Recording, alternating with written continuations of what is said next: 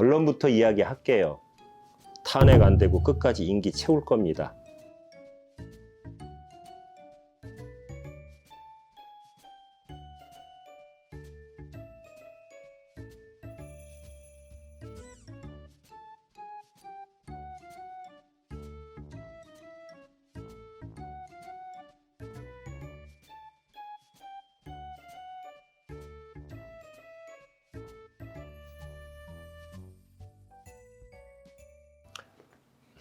안녕하십니까. 오랜만에 좀 욕먹을 정치적인 이슈를 가지고 하나 영상을 만들었어요.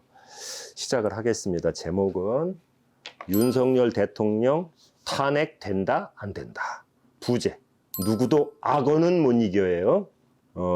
요즘 유튜브를 보면은 정치 사회 문제를 다루는 유튜브나 아니면 무속을 다루는 무당 선생님들의 유튜브를 보면 한결같이 윤석열 대통령이 임기를 못 채우고 탄핵된다는 등 올가을 병석에 눕는다 이런 내용들이 많이 이제 떠돌아요. 근데 윤 대통령과 영부인 김건희 여사가 이혼을 한다는 등 해괴망측한 이야기들이 소위 예언을 빙자해 갖고 떠돌고 있는데, 너무나도 인신공격성 내지 음해성의 이야기들이 무당들의 입을 통해서 나오고 있는데, 결론부터 이야기할게요.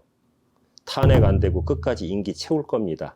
무당판도 자신들의 정치색 내지는 보수 우익이냐 좌빨이냐에 따라서 신령님의 공수도 틀려지나 하는 그런 씁쓸한 생각이 들어가지고 웃음이 나와요. 신령님도 이데올로기로 나눠진 것 같아 갖고요.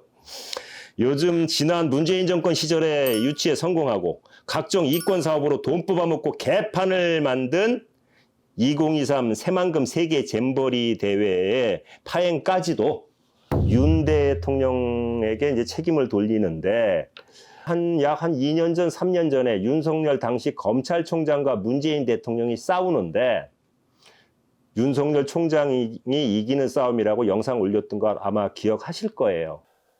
이분을 보면 저는 그런 생각을 해요. 이분의 관상이 뭔지 아세요? 뭘까요? 악어상이에요. 악어. 악어상은 저 처음 들어보는데.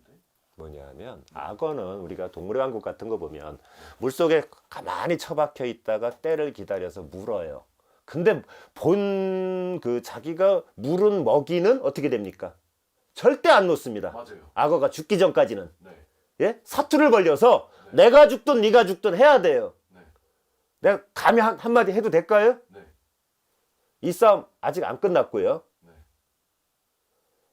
윤석열 씨가 싸우고 있는 상대가 정치적인 겁니다. 이 자연사 이런 사망이 아니고 정치적인 사망을 하든 누가 하나 죽어야 끝나는 게임입니다. 이 자연사 이 사망이 아니고 생물학적인 의미의 사망이 아니고 절대 물러서지 않습니다.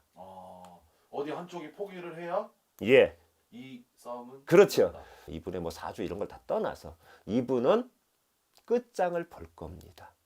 알겠습니다. 그 영광이 상처뿐인 영광이 되더라도 자기가 가려고 하는 대한민국을 어떤 방향으로 다 흘러가게 해야 되겠다는 그거는 관철하려고 노력할 겁니다.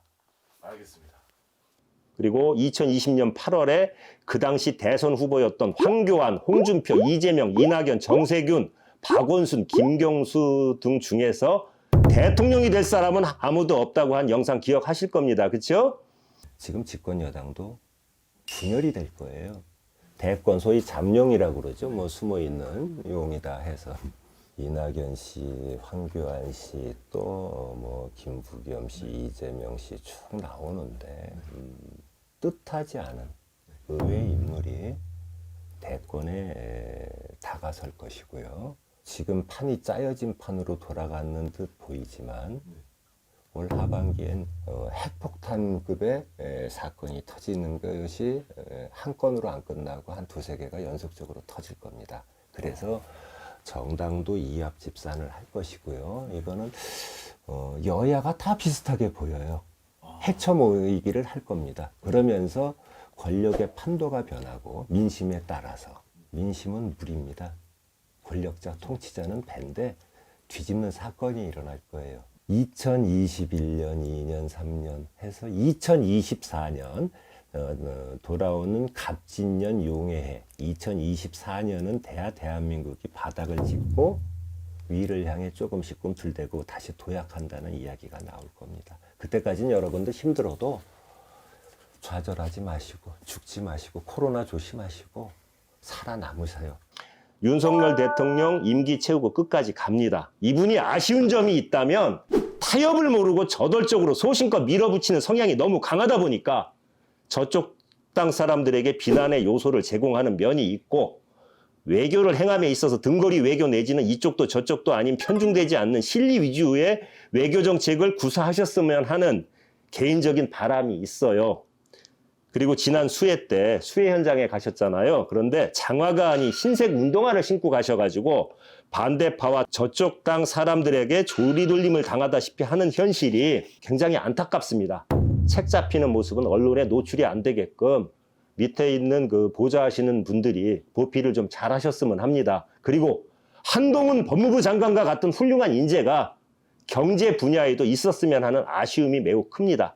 문재인 정권이 싸질러 놓은 똥 치우시느라고 힘도 들고 국제적 경제 상황마저도 사면 초과의 상황이므로 잘하려고 노력해도 그 성과를 내긴 힘든 상황에서 먹고 사는 문제와 직결되는 경제 문제를 다루는 전문가 집단이 보이지 않고 오직 법을 다루는 것에만 익숙한 검사 출신들로만 포진이 되어 있어가지고 현재 인적 구성으로는 현재 먹고 사는 문제로 몸부림치는 국민들의 민생을 보살피기에는 역부족이다 하고 느끼는 게 제 개인적인 생각이에요. 그러나 민주노총의 불법 집회 무력화, 문재인 정권 시절 간첩들로 득실거리던 국정원을 쇄신을 하고 전교조 아이들을 손보고 문재인 좌익 정권 시절 안 잡던 간첩도 검거하는 등 잘하시는 부분도 많습니다.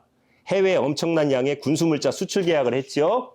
전 정권 문재인 쓰레기 종북 좌빨 정권이 다 망가뜨려 놓은 대한민국을 다시 원래대로 회복시키기 위해서는 어떻게 보면 누구와도 타협하지 않는 악어의 근성이 더 필요하다고 봅니다.